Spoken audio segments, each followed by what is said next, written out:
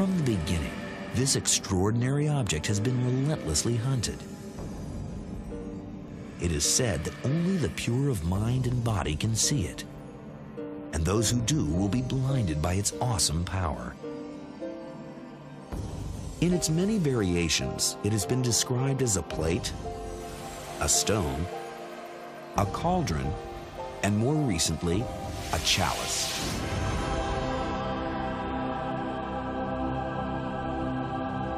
To Christians, the Holy Grail is the cup Jesus drank from at the Last Supper. It is said that Christ's devoted disciple, Joseph of Arimathea, then used the cup to catch the blood of Christ as he hung on the cross.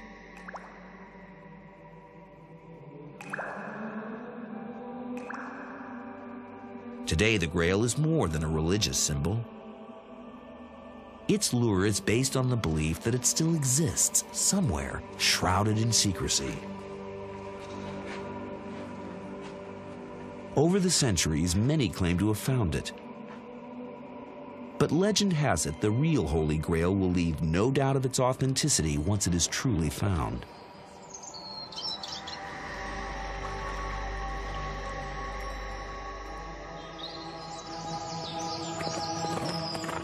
As it was for the knights of old, the search for the Holy Grail begins long before the Middle Ages.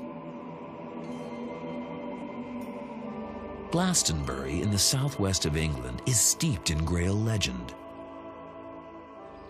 Here, rising above the town, is an unusual cone-shaped hill crowned by a medieval chapel. According to English tradition, the Grail is buried under this hill, called Glastonbury Tor. Today, the site is a magnet for disciples of New Age spirituality, and the Holy Grail has become a potent New Age symbol. And if you drink from the Grail while you're drinking the magical elixir of life, and you're going to reach the spiritual plane. The story of how the Holy Grail came to Glastonbury begins far away, in Jerusalem in 33 AD. After the crucifixion, Christ supposedly appeared in a flash of light and entrusted the Grail to his servant, Joseph of Arimathea. Joseph, who had given his tomb for the burial of Jesus, was arrested when Christ's body disappeared. When the disciple was finally cleared and released from prison, he fled from Jerusalem, bringing the sacred cup and a new religion to the British Isles.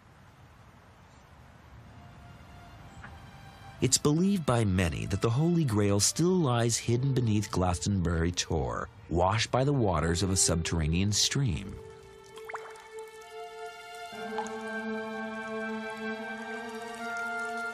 A spring called Chalice Well, emanating from the hill, is considered sacred and infused with curing powers.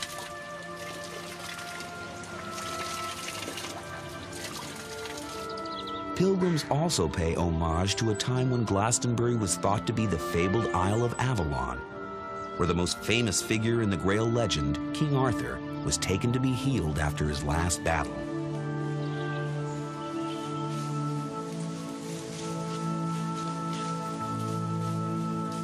Here at Glastonbury, it is said, sleep Arthur and his knights of the Round Table, Lancelot, Galahad, and Perceval, ready to rise again when the country needs them.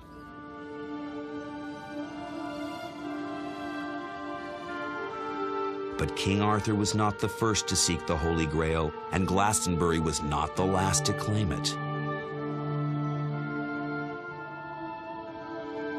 Some say it's in Scotland, or perhaps Wales, others in France. To find it requires peeling away layers of folklore and history. As recently as the 19th century, Victorian art and poetry was filled with imagery that linked the Grail to the ancient home of the Celts. Could the precious relic be hidden under some idyllic ruin?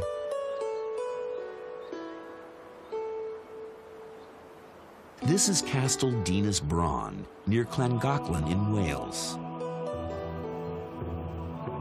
Victorian romantics thought this was the Grail Castle, the home of the mysterious Fisher King. In the earliest versions of the Grail story, the Fisher King suffers from a wound that will not heal. He lingers perpetually near death, but does not die. The wound has turned his kingdom into a barren wasteland. Only someone seeking the Grail can cure him and restore the land to fertility.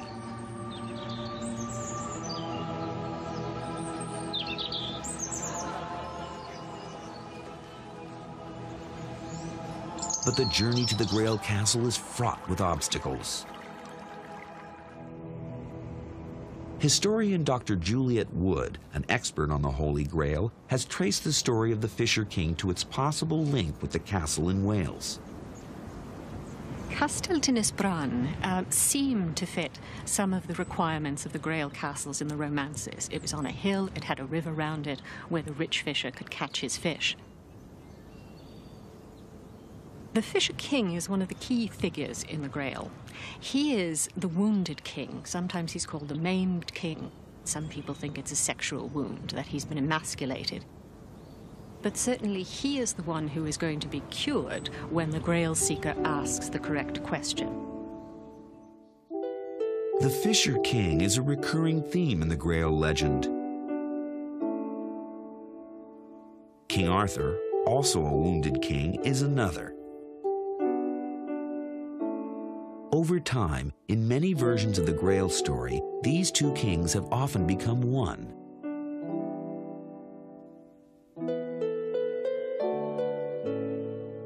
The first person to go in search of the sacred relic was a young man named Perceval. Recently knighted by King Arthur, Perceval had just left Camelot when he lost his way and accidentally came upon a castle on a hill, the Grail Castle. To find the mysterious object and heal the Fisher King, Perceval had to ask the question, whom does the Grail serve? The Grail is an object, an unclear object, which the hero has to look for.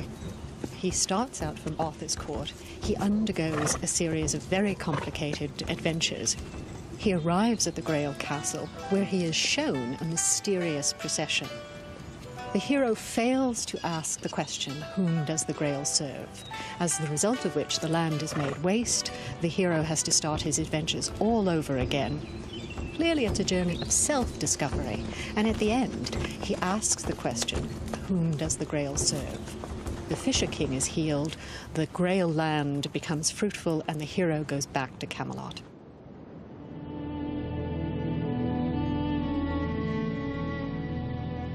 The story of the Grail seemed to appear out of nowhere around the 12th century AD. Was it born out of the fertile imagination of a gifted writer, or can its roots be traced further back?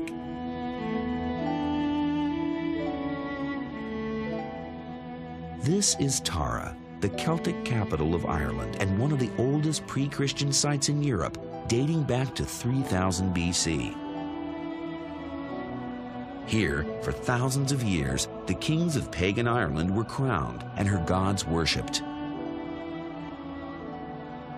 And here at Tara, an intriguing clue can be found that may be the origin of a pre-Christian Grail story.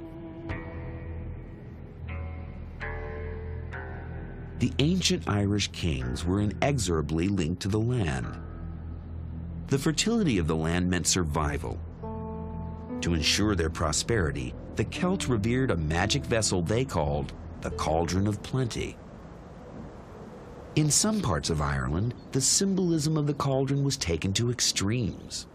A new king had to mate with the gods by first mating with a white mare.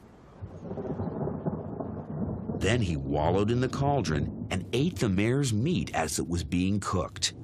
A bonding ritual with the gods, even the king became part of the sacrificial meal.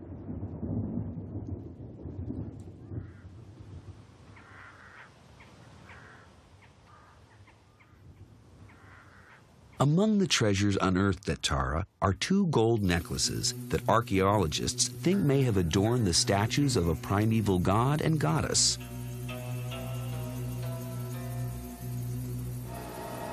The Celts had many gods, but the most powerful of all was a terrifying figure with huge appetites named Dagda, who mated with the river goddess Boyne.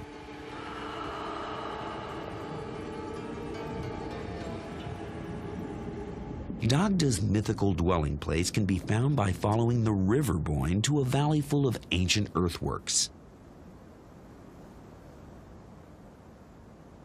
This is New Grange, a Stone Age tomb dating back to 3200 BC, 500 years before Egypt's first pyramid. Inside are dark secrets and the echoes of ancient rites. The link between the Grail and New Grange comes from its most famous inhabitant, Dagda, the father of the gods. By 500 BC, the entrance to the tomb had collapsed. Unaware of its original purpose, the Celts wove stories about the mysterious monument.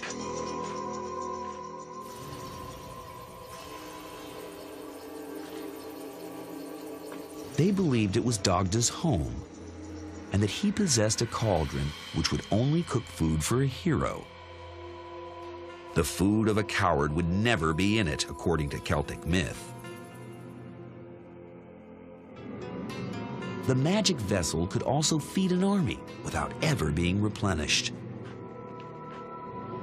The giant cauldron could hold a stew made up of 40 whole sheep, goats, and pigs, and 80 measures each of milk, meal, and fat. The aroma never failed to please the awesome Dagda. The cauldron served as a melting pot of sacrificial gifts to the god. In return, it had the power to invoke either feast or famine, life or death. It's as if this vast cosmic cauldron contained within it the whole world vision of the Celts. Was this sacred vessel the Celtic Grail? Cauldrons were not only associated with fire, but also water.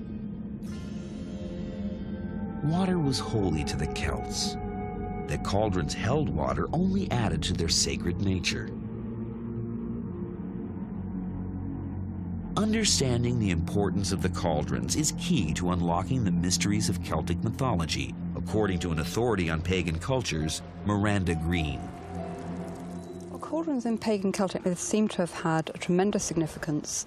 It's quite complicated, really, because they seem to represent rebirth, regeneration, and plenty, but at the same time they're also vessels of death. The good side seemed to have been associated with miraculous powers of resurrecting the dead, for example, and also being continuous providers of food that's never exhausted, a bit like sort of loaves and fishes in the parable. As vessels of death, they seem to have been symbolic in terms of human sacrifice. There was a particular ritual involving the sacrifice of war prisoners, which involved priestesses whose job it was to cut the throats of war prisoners and catch the blood in a sacred cauldron. The blood of a human sacrifice caught in a sacred cauldron, 600 years before the crucifixion of Christ. In another Celtic story that foreshadows the resurrection, the dead are dipped headfirst into a cauldron and restored to life.